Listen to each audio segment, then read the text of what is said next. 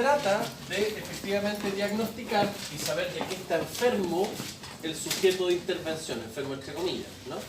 O qué problemática social tiene. Para eso, el diagnóstico trata entonces de un problema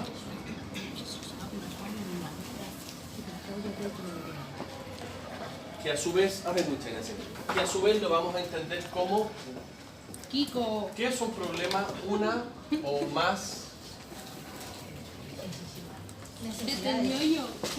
necesidades. ¿Y cómo están esas necesidades? Insatisfechas. Permiso.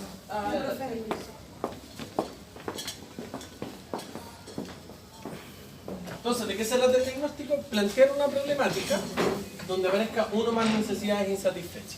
Y esa problemática se redacta de la siguiente forma. Esto es una fórmula, chiquillos, que les va a ayudar forever and ever. Así se redacta un problema social. Adjetivo más objeto Más sujeto. más sujeto. ¿Ok? Adjetivo más objeto más sujeto. Piense en un sujeto vulnerable socialmente. Ahora ya. Piense en Yo. alguno. Yo, ya, pero ¿quieren más adjetivo más objeto más sujeto? Los niños. Ya, los niños. ¿Qué problemática tienen los niños? Ya tenemos al sujeto que son los niños, ¿cierto? ¿Qué problemática pueden tener los niños respecto a su vulnerabilidad? Droga, consumo de droga. Ese es el objeto. Abandono. Vulnerabilidad. Ya, pero uno. Vulnerable. Sigamos con el tema del consumo de droga. Sí. ¿Cómo es el consumo de droga en los niños? Califíquelo. Alto. Alto. Alto. Ahí tenemos una problemática social bien redactada. Entonces, ¿cuál sería la Alto problemática? consumo de droga. Altos niveles de consumo de droga en niños, en menores de edad. Ahí tenemos un problema social bien redactado. ¿Dónde evalúa? ¿Se fijaron cómo funciona? Sí. Dígame otro. Otro sujeto vulnerable, rápido. Adjetivo y sujeto. No, objeto. Objeto, adultos mayores. Adultos mayores, perfecto. ¿Qué problemática o objeto tiene el adulto mayor? Abandono. Abandono. ¿Y cómo es ese abandono? Alto. Emocional. Otra cosa que no sea alto, porque no sea igual que nada. Mucho. Permanente, ok, ahí tenemos otro adjetivo. Entonces, el problema es el permanente abandono del adulto mayor. Así se redactan los problemas sociales. Esta mecánica, chiquillos, les va a servir de verdad para siempre. El problema es una o más necesidades insatisfechas y se redacta como adjetivo, objeto, sujeto. Para redactar este problema, usted tiene que diagnosticarlo y para eso hay técnicas de diagnóstico que no vamos a ver en este módulo. No lo vamos a ver acá. Usted ya está viendo una ficha de diagnóstico con la profe Leila, por lo tanto puede ocuparla también como herramienta, mas no es una técnica, es solo una herramienta. Profe, entonces, ¿dónde saco técnicas de diagnóstico? En el Manual de Trabajo Social de María José Escartín. ¿Ok? A leer. No lo vamos a ver acá. El que mandó la otra vez. María José Escartín 27 lucas te sale. habla de Manual de Trabajo Social, la parte de diagnóstico. Solo imprimen o fotocopian No, el sí diagnóstico. va. El diagnóstico, no necesitan otra cosa. ¿Ya? Prefiero cargar el libro.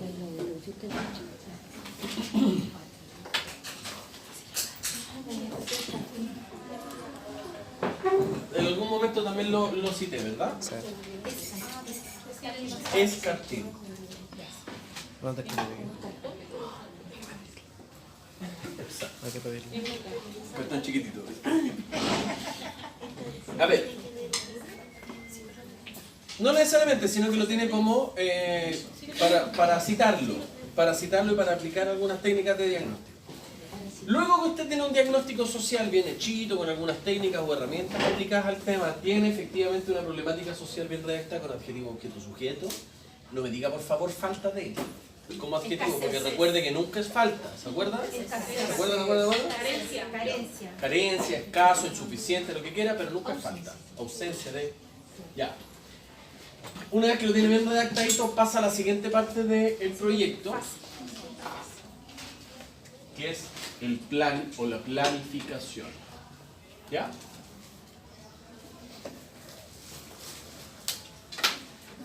color hice yo después? Morado. ¿Qué se hace en el plan? La palabra clave para el plan Es lo que se va a hacer. es objetivo. La jefa carrera, la IFA. ¿Cómo la voy a evaluar? Ponelo que no la conozco. Puro uno. Mira, no la conozco, ¿cómo voy a evaluar a alguien que no conozco? ¿Cuál es el objetivo? Es la visión más la misión a realizar. Así como el problema era uno más necesidades insatisfechas, el objetivo es la misión o la visión de su proyecto. ¿Qué quiere ver, qué quiere lograr con el proyecto? ¿Ya? ¿Cuál es su idea? ¿Cuál es su propuesta? Lo vamos a notar mejor con propuesta, ¿ya? Más que visión y misión. Para que no se confundan con otra etapa del proyecto. ¿Propuesta entonces? Propuesta. ¿Qué están proponiendo hacer con ese problema?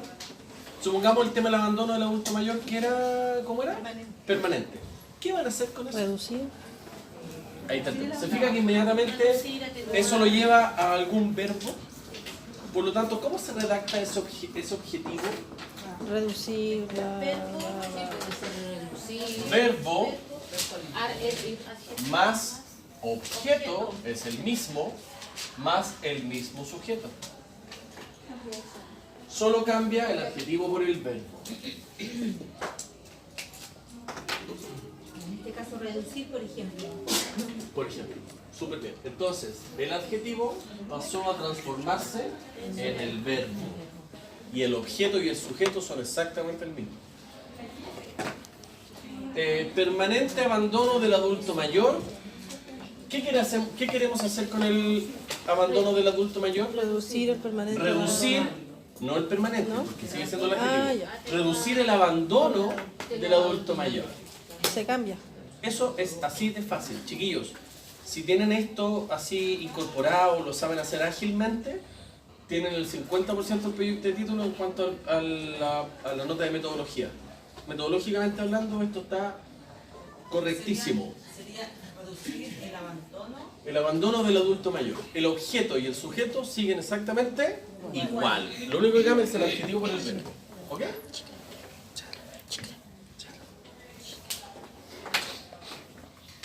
La tercera etapa de todo proyecto es la ejecución.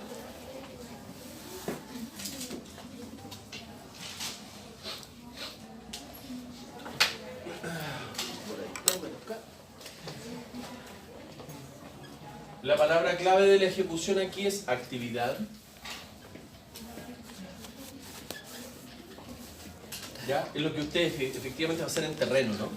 ¿Qué vamos a hacer para reducir, mitigar, etcétera? El verbo que pusimos delante. ¿Ya? Vamos a hacer talleres, vamos a hacer charlas, ¿qué vamos a hacer? Encuentros, no sé qué. ¿Qué vamos a hacer? ¿Qué actividades vamos a hacer? ¿Ya? Y la actividad la vamos a entender como... a ver, una palabra clave aquí es terreno. Es ir al terreno del tema, ¿ya? Es ir a ejecutarlo afuera, ¿ya? Porque hasta acá es puro papel nomás. Aquí es acción, ¿ya? Terreno, acción. Más que terreno en verdad, la poner acción en terreno. Eso, perfecto, muchas gracias. Acción en terreno, ¿ya? Y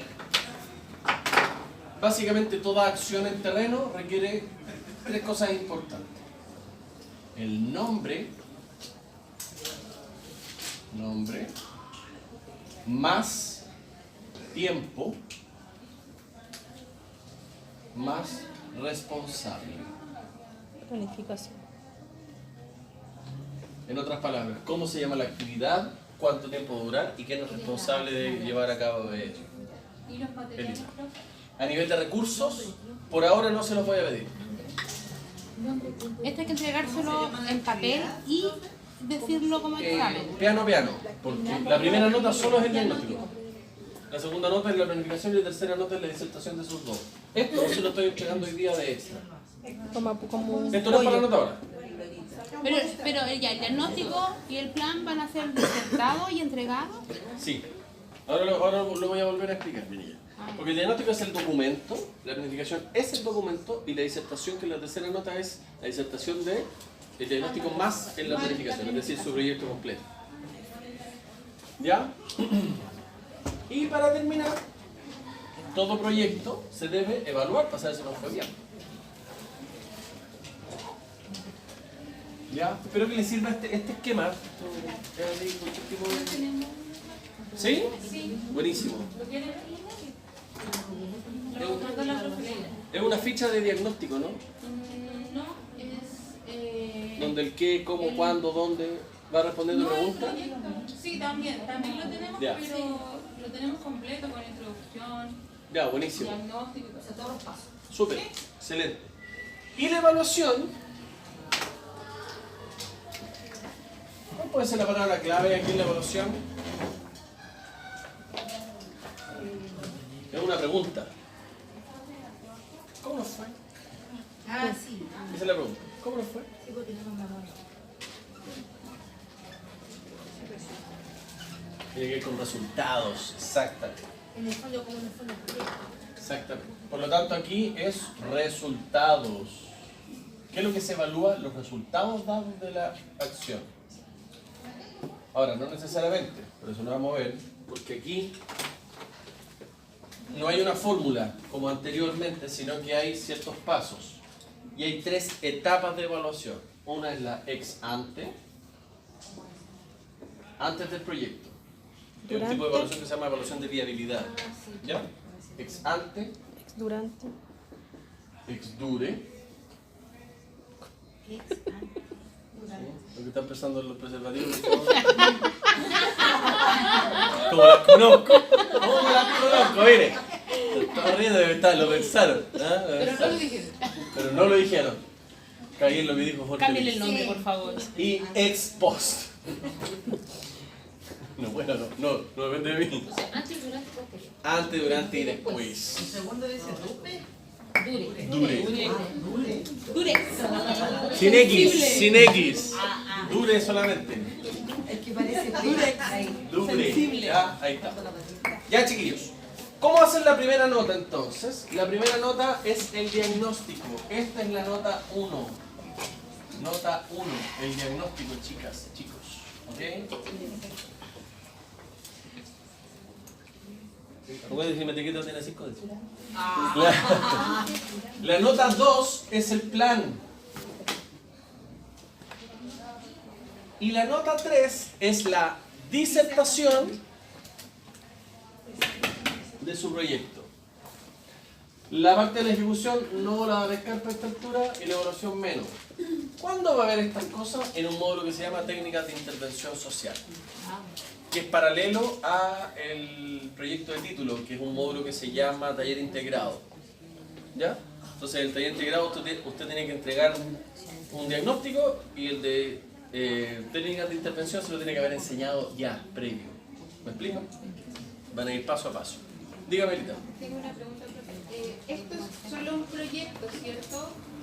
No es necesariamente que tengamos la evaluación de los resultados. Yo puedo hacer cualquier cosa, no necesariamente debe ser ejecutado. No necesariamente debe ser ejecutado. ¿Está quedando grabado? Por eso es importante. Profe, no entiendo, disculpe, pero... Que no, voy a- tranquila, nada que con la disculpar. planificación. No me ha ofendido nada, no se preocupe. Ya, el diagnóstico se entrega en papel. Así es. Una nota. Una nota. Y El no- documento. Y no le hablo nada. Nada. La Solo segunda escrito. nota, lo mismo. Segunda nota, solo lo mismo. Pero el plan, ya no el diagnóstico, ya me lo entregó. Ahora lo Vamos, planifica, es decir, Se lo plantea entrego, objetivos, se lo cuál es la entregamos, propuesta. se lo entregamos en papel, segunda nota. Chan, chan. Y la ejecución, el examen. No. La ejecución, nada. Ni la evaluación tampoco. Yo le estoy contando las etapas del proyecto. Él lo está explicando de manera gratuita lo que viene adelante. Lo que viene después. Para la nota 3 es La disertación de la disertación Nosotros tenemos que enfocarnos del en la uno y en problema la dos. más Todo el es escrito, objetivo. la tercera Esa es la parte nota la 3, profe. niños. ¿Queda más, un poquito más claro? Entonces, la nota 3 es esto. Lo voy a anotar así para que se note que abarca las dos. ¿Ok? Esta es la nota 3. Y eso en el auditorio. No. Eso en el curso. Esto es acá en el curso un ¿Y el día sábado que examen tenemos que final ver es ahora. el trabajo completo? Pregunta. O sea, minuto. Esta es la nota 3. El examen es igual a la nota 3, pero en otro contexto. El contenido es el mismo. Lo que va a cambiar es la forma, porque yo me estoy tratando de conseguir el auditorio, que aparezca la jefe Carrero, por lo menos la coordinadora vespertina. Usted tiene que vestir formal. Pero Es un dígale- ensayo al proyecto de título. Dígale antes que usted venga a presentar. Formal y todo el tema. Entonces, es lo mismo que la nota 3, pero en otro contexto. A diferencia que con la nota 3 va a haber una retroalimentación Exactamente. y ahí con esos errores tenemos que mejorar. Mejorarlo y al presentar- examen. Cambia el Exacto. escenario. ¿Cuándo es esto? Lo vamos a ver ahora ya. ¿Cuándo es lo primero? Él saca su foto. Antes que lo segundo, le digo el tiro. A ver, yo tengo acá, para que miren sus agendas por favor, yo tengo acá, según la planificación lectiva del módulo, ¿Cuánto dura el módulo? hasta el 1 del 6. Julio. Por lo tanto, tenemos solo mayo para todo esto. Oh my gosh. Ya perdemos esta semana. La media voladita. Y dice, sí, oiga, que regala tortilla. Sí, ese ni. Vuela. Así. Eso sería el puro suspiro. Pero eso tiene que compartir. No, no va. Niña con la fraternidad. No más nada, no va La vendo. nada. La vendo a lo Nash, a lo parece. ¿Qué es esto? Seguridad social. ¿Y quiénes son ustedes? 3306. ¿O no? Por eso Puro parcial. Me metí en introducción a esta profesión. Nada que es. 8400. Ya. Mis chukis. A ver, ¿qué tenemos por acá? Qué cariño. Ya, pero el jueves no haga nada y que tenemos que saber. Mr. Monsters. No, este jueves nada. Estamos recién acá. Chicas, ¿qué tenemos? No nos dejan ni descansar, qué horrible. Están expertos. A ver, el 1 del 6 es el examen. El 1 del 6 es el examen por fecha aquí. Sábado. Esa es la ¿ya? nota 4. 4. Ya. El 1 de junio, sábado. Y es ¿No tenemos examen de segunda convocatoria? Sí, debiésemos tener, pero dudo que se lo echen. Ya. Qué En serio, no debiesen echarse. Examen de primera. Examen nomás, examen. Eh, No hay segunda convocatoria. Ya. Yo te escucho. A ver, la primera nota entonces debiese ser, ¿qué les parece? Exacto, el 16 del 5. Ya. Sí, está bien, profe. Ya. ¿Cuándo es la nota 1? El 16 del 5. Ahí es que vamos a hacer nombre. 16 del 5. Yo le digo, tío, cuando se la pusieron. ¿Estamos el 16 del 5? Ya. Jueves. La otra debiese ser a la semana siguiente. Allá. Ahora, ¿qué es lo que hice yo con la otra sección? Se los quiero proponer, a ver qué les parece, si no hacemos otra cosa, no hay problema. Para que alcancen a hacer un buen plan y a su vez una buena disertación, que se entregue el mismo día que ustedes disertan. Lo El mismo plan. que hizo en la administración. ¿Se acuerda que es lo que Pero yo no se vaya a hice? poner bélico cuando se senta aquí y como que no pesco a nadie.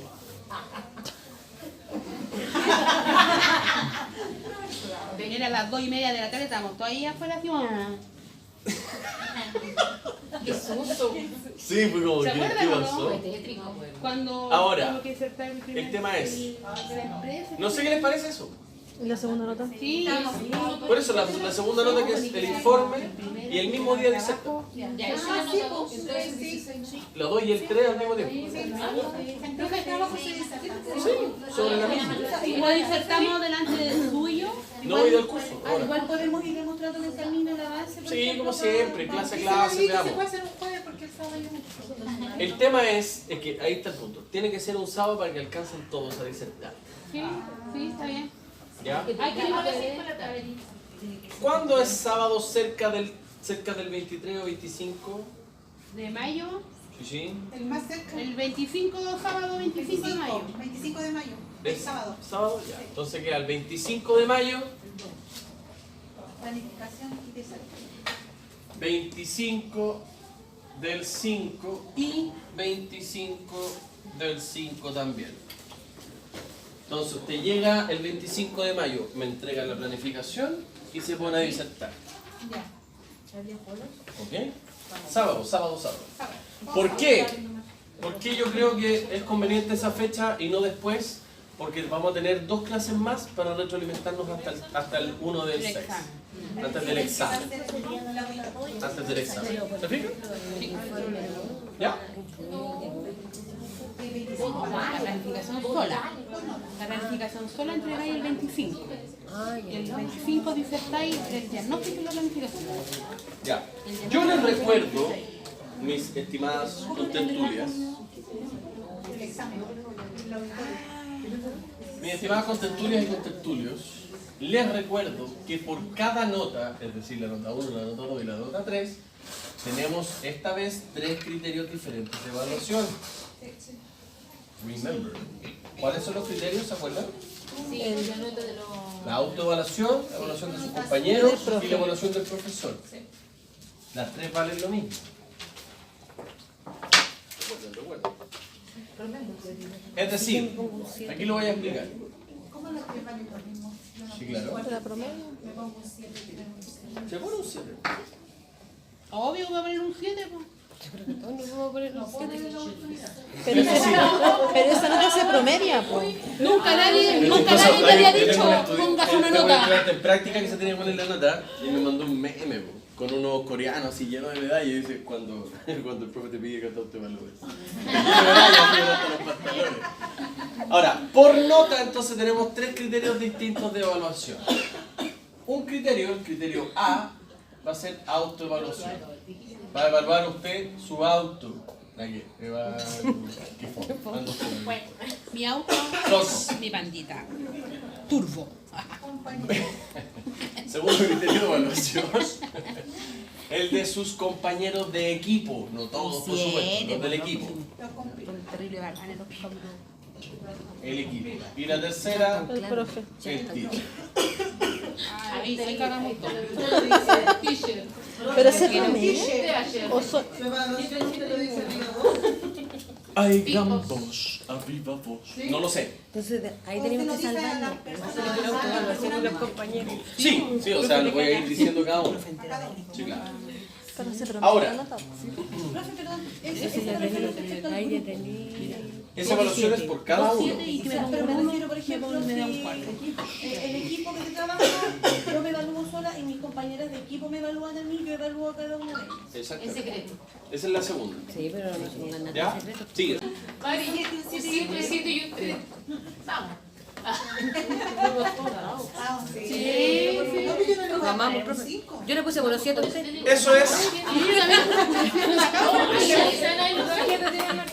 Entonces, ese 5 es la nota 1. Ese 5 de acá es la nota 1. La otra, el otro 5 es la nota 2 y la nota 3 el otro 5 y así. ¿Ya? ¿Estamos? Sí. ¿Claritas, claritos? ¿Ninguna otra duda?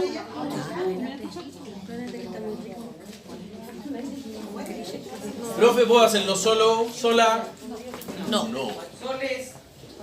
Recuerde que si quiere hacerlo con soles y lunas, no hay problema. Pero recuerde que es un ensayo del proyecto de título, por lo tanto el criterio es el mismo. Mínimo 2, máximo 5.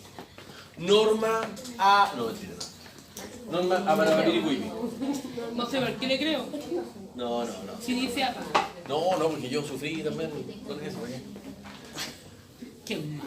Andar evaluando, no, que lata. No, que lata, andar evaluando con la regla ahí. Ah, los más. Ya, chicas, chicos, eso es.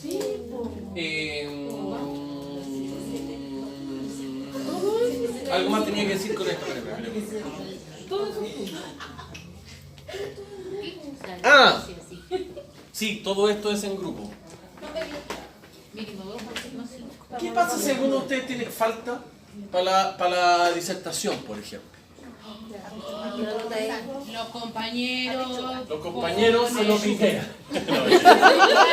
Hasta ahí llegó el 5. Los compañeros apechugan por el Sí, pero ¿qué pasa con la nota? Porque la nota es individual igual. Hasta ahí llegó el 5. ¿Qué va a hacer? Entonces, ¿qué es lo que hacemos particularmente? Wait. No hay auto. ¿Qué es lo que vamos a hacer? ¿Cómo al tiro? ¿Alguien sabe que va a faltar ese día? ¿Alguien se va a enfermar ese día? No. ¿Por trabajo usted va a faltar? Posiblemente el 25 no lo tengo todavía tan claro, Pero puede ser, hay una probabilidad importante. ¿Alguien más que vaya a faltar, que se va a enfermar ese día? Porque el 24 del santo voy a celebrar. Ya. No, pero puede ser 25. alguna cosa por Tarara, trabajo. tarara, tarara. Ya. Entonces, ¿qué va a pasar ahí? No va a hacer una autoevaluación de la disertación, porque no va a disertar. Sí vamos a tener una evaluación de equipo, porque la evaluación, o sea, la disertación no es solamente la ejecución de la evaluación, sino que haber preparado el data, sabiéndose la materia, todo el tema, por lo tanto también puede haber una evaluación de equipo. Y yo no la voy a evaluar al tiro, porque ¿qué voy a evaluar si no la voy a disertar? Entonces, con la previa justificación por las razones que igual del módulo pasado, es decir, por enfermedad, trabajo, fallecimiento de alguien importante, bla, bla, bla, usted trae eso y yo le evalúo de forma oral. ¿Ya? Con preguntas de la materia, propiamente tal. ¿Estamos? Sí. ¿Estamos ok? ¿De la materia o del proyecto que uno De la materia. De la materia, porque se supone que es un proyecto aplicado a la materia, por lo tanto, quiero saber si sabes de la materia. Quiero saber. Ya, eso nomás les quería decir respecto al tema de la Ay, me evaluación. gusta la botella ¿Ya? de la... Vamos a hacerla. Cuando ella se separen todas ellas. A ver, Te voy a robar tú. nos quedan 15 minutitos. Quiero que veamos un video en estos 15 minutos de la Escuela Austriaca de Economía. Recuerden que hemos estado viendo capitalismo. Hoy día terminamos el capitalismo. Este jueves empezamos con Marx. ¿Ok? ¿Sabes qué? Yo había notado el capitalismo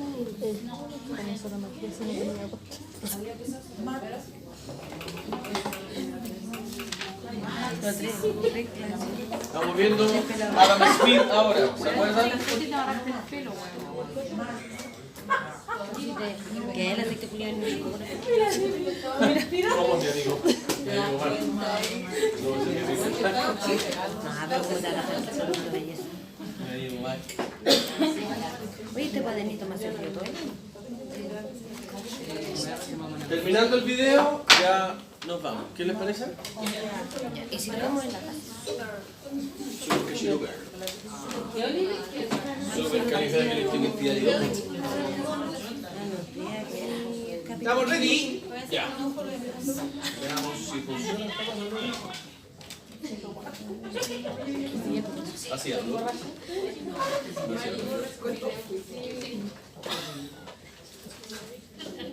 ver. Así hablo yo.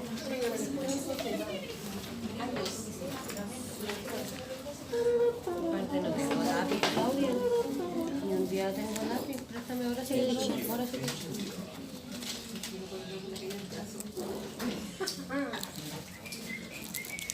¿Esto qué es, Claudia? Ya no pensé tanto en eso. ¿Se ve? No. Hola, queridos suscriptores. No te vas a pedir el data. Pero muy poquito. O sea, yo lo veo encendido. Ahora sí. ¿Ahorita me data? Ya. No, pero una nueva, mi niño, porque si no... No, ahí, no, Vamos a escuchar el video, realmente vamos a escuchar. No, ahí está bien. No, porque no veo el otro. Ah, está. Ya, ahí. Chicos, a ver, ¿de qué se trata esto? No. Póngale, bueno, no. Ya. ¿De qué se trata esto? Javier Rubio. A ver, ¿de qué se trata esto? Es entender el capitalismo desde la escuela austríaca. La escuela austríaca es bastante posterior, tiene que ver con doctrinas liberales, pero hace referencia al capitalismo. Quiero que lo veamos, analicemos, profundizamos algunos conceptos y damos por pasado el capitalismo. ¿Okay? Hola queridos suscriptores, soy Javier Rubio, cofundador del proyecto Academia Play. Hoy en el canal hemos preparado una colaboración muy especial. hemos llamado a Fonseca del canal VisualPolitik, que nos va a analizar una escuela de pensamiento económico que es muy influyente hoy en muchos economistas. Esta escuela de pensamiento surgió en Viena y es conocida como la escuela austríaca. Muchos pensaréis que la Escuela de Economía Austríaca no es más que un grupo de economistas que defienden el libre mercado más absoluto, ¿verdad? Pues no es del todo cierto. En realidad hay muchos otros economistas, como por ejemplo Milton Friedman o Alan Greenspan, que siendo también muy liberales, están totalmente en contra de los principios que propone la escuela austríaca. Así que la pregunta es: ¿en qué se diferencia la escuela austríaca de otras escuelas económicas, sean estas liberales o no? Hoy vamos a responder a esta pregunta, pero antes vamos a responder a otra pregunta aún más importante, porque mis queridos amigos de Academia Play, la gran duda de la economía es: ¿realmente podemos fiarnos de los economistas? En principio parece que no. Por ejemplo, casi ningún experto fue capaz de prevenir la crisis financiera de 2008, ni muchísimo menos el impacto que ésta llegó a tener. No solo eso, si leéis cualquier periódico financiero, encontraréis montones de noticias donde un economista predice que el PIB de un país crecerá un 2 o un 4%, o cómo se va a comportar la bolsa en los próximos meses, pero en la mayor parte de los casos, estas estimaciones fallan. Para que os hagáis una idea, en el año 2008, un economista del Fondo Monetario Internacional, Prakash Loungani, estudió el trabajo de sus colegas. Descubrió que muchas de estas grandes instituciones económicas, tanto las públicas como las privadas, terminan haciendo las mismas estimaciones, y que solo aciertan en un 10% de las ocasiones. Entre el año 2008 y 2009, 66 países entraron en recesión, pero tanto el Banco Mundial como el Fondo Monetario Internacional, como todas esas agencias de calificación de riesgo, sacaban informes que presentaban cifras mucho más optimistas. En otras palabras, que si los ingenieros fallaran tanto como los economistas, más de la mitad de los puentes se caerían o nunca llegarían a construirse. Y esto ocurre porque, a diferencia de otras ciencias como la física, que se centra en materiales y objetos inanimados, la economía estudia el comportamiento humano, y los seres humanos somos, por definición, impredecibles. Sin embargo, muchos economistas continúan diseñando modelos matemáticos y ecuaciones con las que esperan predecir el comportamiento de la economía. Pero esperad un momento, porque esto no solo afecta a una escuela económica concreta. Tanto entre los liberales como en los no liberales encontramos a muchos autores que caen en la misma tentación. Da igual que hablemos de Milton Friedman, John Maynard Keynes o Karl Marx, todos ellos intentan explicar la realidad del mercado basándose en fórmulas matemáticas, gráficas y ecuaciones. De hecho, si leéis a cualquiera de estos autores, encontraréis montones de números y cálculos. Muchos de estos economistas esperan predecir el futuro basándose en las matemáticas. Bueno, en realidad no todos los economistas, y aquí es donde aparece la escuela austríaca. Todo comenzó en el año 1867 en Viena, con este señor que veis aquí, que se llamaba Karl Menger. Menger trabajaba como periodista en un periódico financiero, el Wiener Zeitung. Pronto se dio cuenta de que las fórmulas matemáticas que se utilizaban para determinar los precios de los bienes no tenían nada que ver con lo que ocurría en el mercado real. Por aquel entonces, todos los economistas sostenían que el valor de un bien venía determinado por los costes de producción. Por ejemplo, ¿cuánto valdría esta silla? Pues sería la suma del coste de las tablas, los clavos y las horas de trabajo que han sido necesarias para producirla. Por tanto, el precio que pondríamos sería este valor más el porcentaje de beneficio. Sencillo, ¿verdad? Lo cierto es que esta fórmula no funciona. En realidad, el valor de las cosas depende de la valoración subjetiva que hacen aquellos que la van a comprar. A mí no me gusta la música de Justin Bieber y no estaría dispuesto a pagar nada por una entrada para su concierto. Sin embargo, para uno de sus fans, esa entrada tiene un valor incalculable. El valor no solo es subjetivo, sino que además depende de infinitas circunstancias. Un buen ejemplo serían los viajes en avión. Durante el mes de agosto, la mayor parte del mundo está de vacaciones y quiere marcharse a Punta Cana. El valor que le damos a ese vuelo es mucho mayor que si fuera en el mes de febrero, cuando tenemos que ir a trabajar. Sin embargo, para la aerolínea, los costes de producción son exactamente iguales. Tanto la gasolina como las tasas, como el sueldo de los pilotos y azafatas es exactamente el mismo. Sin embargo, el valor de los vuelos cambia con el tiempo.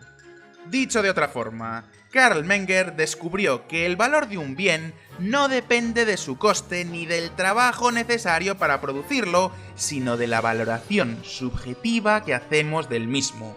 Y que esta valoración depende de infinitos factores que no se pueden controlar con fórmulas matemáticas. Así es como en el año 1871 enunció su teoría subjetiva del valor. Si leéis su Tratado de Economía Política, os llamará la atención un detalle. No hay ninguna fórmula matemática, ni funciones, ni siquiera gráficas. Para Menger, la economía es un estudio de humanidades y por eso su metodología se basa en procesos lógicos y deductivos. Así es como surge el primer pilar de la llamada Escuela Austríaca de Economía. Y ahora os preguntaréis, ¿todo esto qué tiene que ver con el libre mercado? Ahora mismo lo vamos a ver.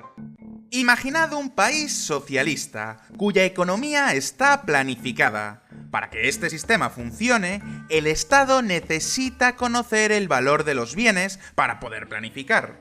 Vamos a volver al ejemplo de los viajes en avión.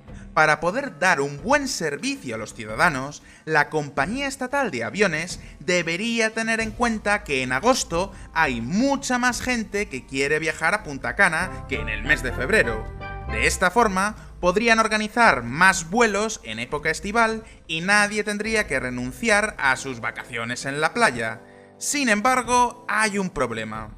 ¿Recordáis que os decía que el valor de los bienes es subjetivo y depende de infinitos factores?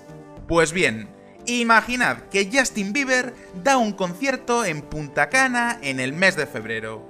De repente, todos los fans del cantante canadiense querrían viajar en esta época del año, aunque solo fuera para un fin de semana. Pero, ¿cómo podemos prever que un concierto puede ser tan importante en la valoración de un vuelo de avión?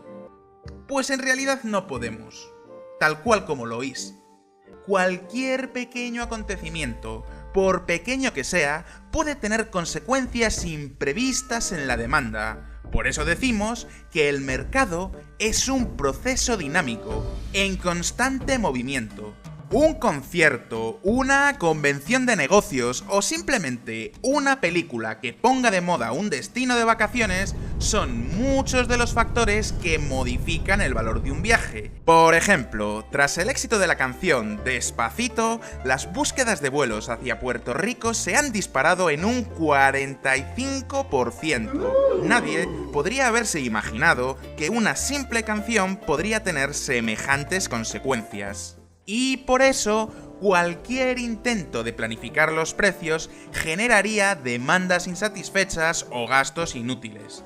Para los economistas austríacos, la sociedad es una red infinita de interacciones que son imprevisibles y cuyos efectos son incalculables. Es un orden espontáneo que no se puede controlar. ¿Quién podría decirnos hace 20 años que un par de chicos reunidos en su garaje iban a revolucionar el mundo de las telecomunicaciones? ¿Quién puede imaginar el impacto que tendría el coche eléctrico? ¿Quién podría decirnos que la canción Despacito iba a poner de moda a Puerto Rico como destino turístico? Ni siquiera con el mejor superordenador podríamos analizar toda esta información. Pero sin embargo, todos estos hechos tienen unas consecuencias cruciales para determinar el valor de los bienes. Por eso, según la teoría austríaca, cualquier intento de planificar la economía por parte del Estado o de una gran corporación está llamado a fracasar. Pero entonces, ¿por qué las empresas sí pueden satisfacer esas demandas de bienes y servicios? ¿Qué tienen las empresas que no tenga el Estado?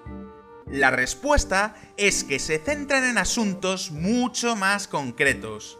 Nadie podría predecir que un concierto de Justin Bieber tendría tanta influencia en la valoración de los vuelos, pero en un mercado libre puede surgir una emprendedora que se dé cuenta de esa demanda y quiera satisfacerla. Esta empresaria no necesita saber nada sobre el resto de mercados. Se especializa en conocer la agenda de Justin Bieber y en organizar viajes para sus fans. Nada más. Al tener un nicho de mercado tan concreto, puede analizar mejor la información y ofrecer un servicio satisfactorio para los ciudadanos. Como veis, para los economistas austríacos, lo más importante no son los recursos, sino las acciones. Y eso explica que uno de los máximos exponentes de esta escuela, Ludwig von Mises, titulara a su obra más famosa La acción humana. Según Mises, la economía es el estudio del comportamiento y las acciones humanas. Por eso, él prefiere llamar a su ciencia con el nombre de praxeología, que viene del latín praxis, es decir, acción. Pero esperad un momento, porque ya sé lo que estáis pensando, que a día de hoy apenas quedan gobiernos socialistas que fijen los precios de los bienes en el mercado. A fin de cuentas, podríamos decir que vivimos en un sistema capitalista, ¿verdad? ¿Significa eso que los gobiernos de hoy en día se rigen bajo los principios y postulados de la escuela austríaca? Nada de eso. Ahora mismo lo vamos a ver. Aunque los gobiernos actuales no controlen directamente los precios, tienen un mecanismo muy poderoso para controlar la economía: los tipos de interés. Los bancos centrales se encargan de imprimir el dinero que utilizamos y prestárselo a los bancos a un interés determinado. Por otra parte, los bancos son los encargados de prestar dinero a los ciudadanos para que puedan empezar negocios o comprar casas. Por eso, cuando un Estado quiere reactivar la economía, baja los tipos de interés. Estoy seguro de que lo habréis escuchado 1000 veces en las noticias. La Reserva Federal reduce los tipos al 1%, o el Banco Central Europeo dará una inyección de liquidez a los bancos. Todo esto significa que los estados están bajando el precio del dinero para que los bancos lo puedan prestar más fácilmente. Eso significa que mucha más gente puede comprar casas o empezar negocios. La economía crece como si la hubiéramos chutado con esteroides. Suena fantástico, ¿verdad? Bueno, no tan rápido. Otro conocido economista austriaco, Friedrich Hayek, publicó en 1929 un libro titulado La teoría monetaria y el ciclo económico. En este libro explica que estos momentos donde los bancos prestan tanto dinero son las llamadas burbujas. Como los ciudadanos tienen dinero prestado, pueden invertir y consumir al mismo tiempo. La economía crece, la sociedad es mucho más optimista y tanto las empresas como los estados gastan mucho más sin medir los riesgos. Los que veáis este vídeo desde España sabéis de lo que hablo. ¿Os acordáis de la burbuja inmobiliaria?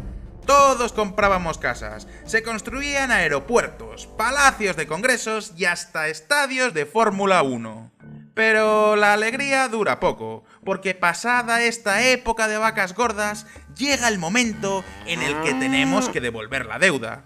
De repente, los ciudadanos tenemos que apretarnos el cinturón, tenemos que restringir el consumo para devolver los préstamos, y con las empresas y los gobiernos ocurre lo mismo. Y por si esto fuera poco, descubrimos que muchas de esas inversiones que hicimos en la época de la burbuja eran un mero despilfarro.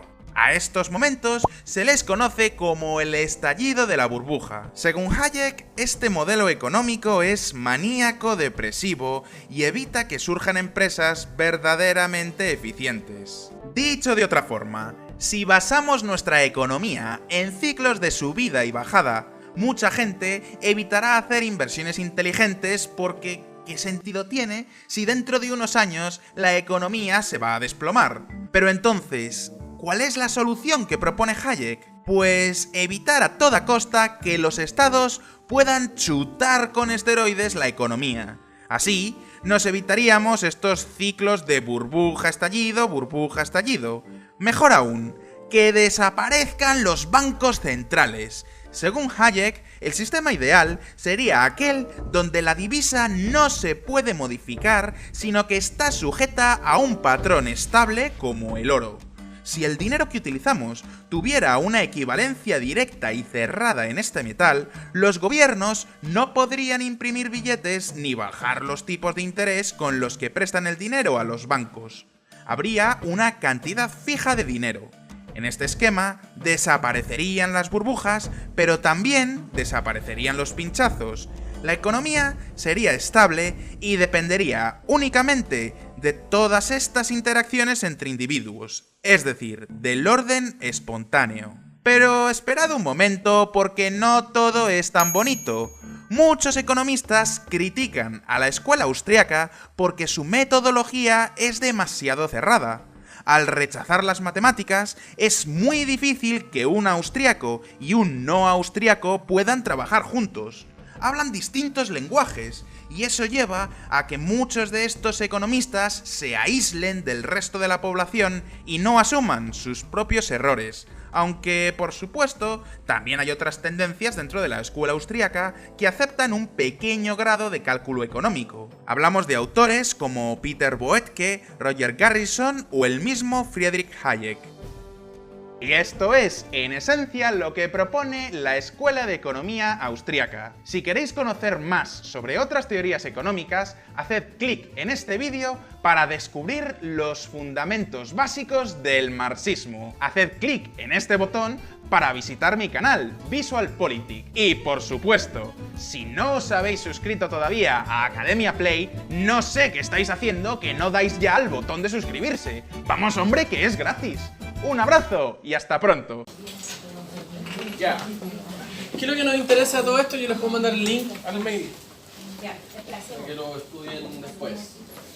A ver, ¿qué es lo que nos interesa de todo esto que estamos conversando? Los principios que hay detrás de esta escuela austríaca, que son principios liberales. Si nos vamos más atrás todavía, cuidado, principios del capitalismo. ¿Cuáles son esos principios, por ejemplo, que les llamó la atención?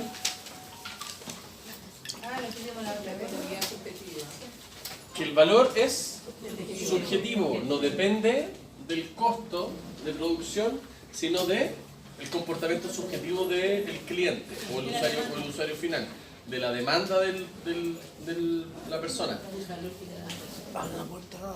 valor que le da, a diferencia, no el valor del... El ejemplo de la cuestión del recital de Justin Bieber, ¿se acuerdan? Para él no valía nada, pero para el fanático de Justin Bieber es incalculable. Que el valor es subjetivo.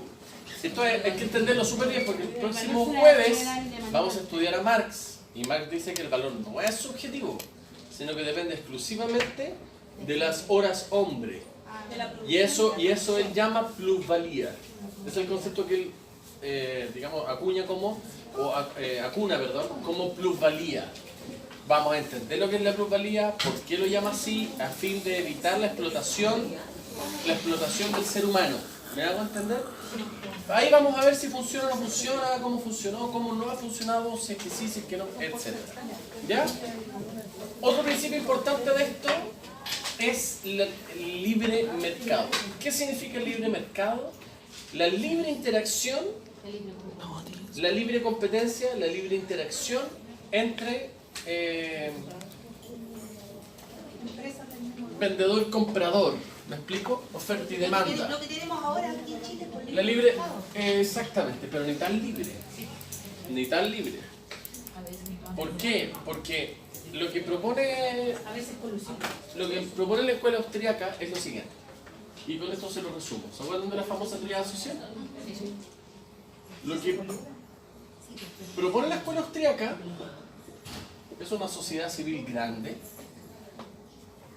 el Estado muy pequeño,